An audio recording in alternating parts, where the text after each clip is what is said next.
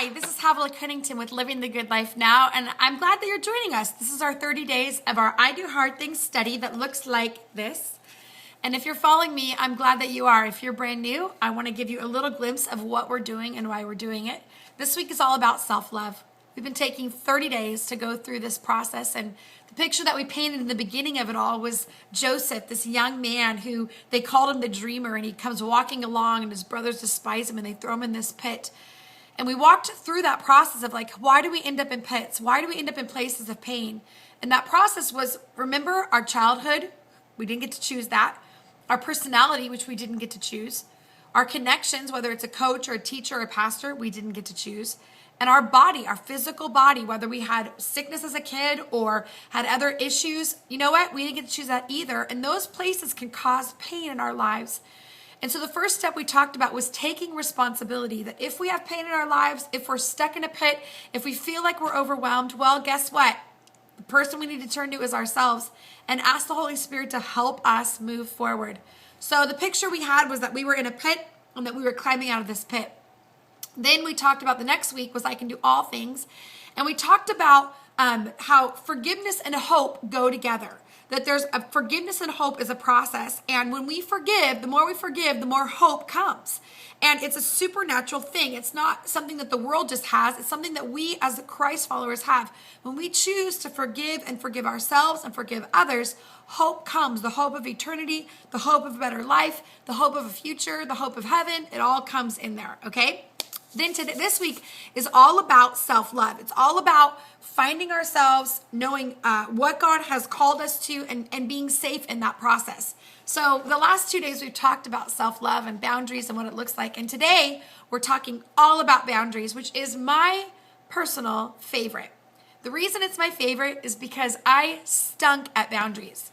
I mean, I wasn't just one of those that didn't kind of get it. I mean, I ended up in a counselor's office with postpartum depression, could not even talk about my life without sobbing and looking at her saying, I'm done. I actually dream about being in a hospital so that I can just have a break and have a legitimate reason to say no.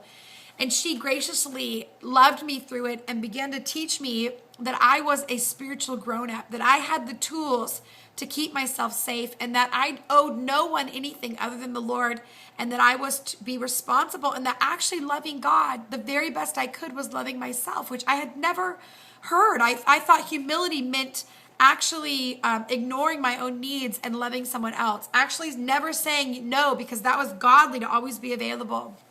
And I began to learn what boundaries were.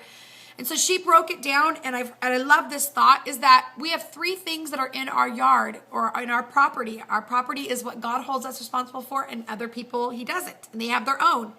But in our yard, there's 3 specific things, and one of them is our attitudes. Our attitudes are in our yards. Now, where do attitudes come from? Well, attitudes come from 2 specific things. They come from our values, and they come from our belief systems. So ultimately, whatever you value or whatever you believe is going to come out of your attitude. I'll give you an example. If I go out throughout my day and I think to myself, I do not like being a parent. This is a ridiculous amount of work. I totally get ignored and I'm not paid enough and it's disgusting. And, I've given up everything, including my body and my mind for these kids. And it's exhausting and laborious and I don't like it. Well, you know what? Guess what? If I believe that it's a waste of my time, it's going to come out. It's going to come out no matter what. I can watch all of the great books and I can be around people that are really positive and I can surround myself with positive messages. But if I believe internally that it is a waste of my time and it's not valuable and that I am not valuable because I do it, guess what? It's going to come out. So we have to, if we want to change our attitude, don't just change what you're around. Go in and begin to look at the lies you believe and begin to replace them with truth, and your attitudes will change. Secondly, we found that our feelings are in our yard. So when we begin to look at our feelings, we understand that the way that we feel about something is in our yard. Now, can we help it? No. Many times we can't help it if we have a feeling about something that we get upset or we're hurt or we're happy. And those things just come up. Many times our feelings should be a dashboard to our lives. It should give us a signal. Hey, something is not right. Hey, look at that. Hey, that made you come alive. Why is that? And it should give us an understanding of what's going on the inside. But it should not rule our lives. Have you ever met somebody whose feelings ruled their lives? It's dangerous. It should be the cargo. It should give us understanding, but our beliefs and our values should rule our lives. Lastly, our actions are in our yard. Yep. What you choose to do and how you choose to live, guess what? No one is responsible for that but you.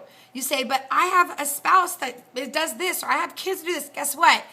God holds you responsible for how you live. So what you need to do is you need to get your power back, which means you need to realize that God has anointed you to live your life to the fullest. He does not, when you become a whole person is this, when you realize that it requires no one else to participate to live a whole life. That's when you become a whole person. And that is what God has called you to. So have a great day, and I will see you tomorrow. Bye-bye.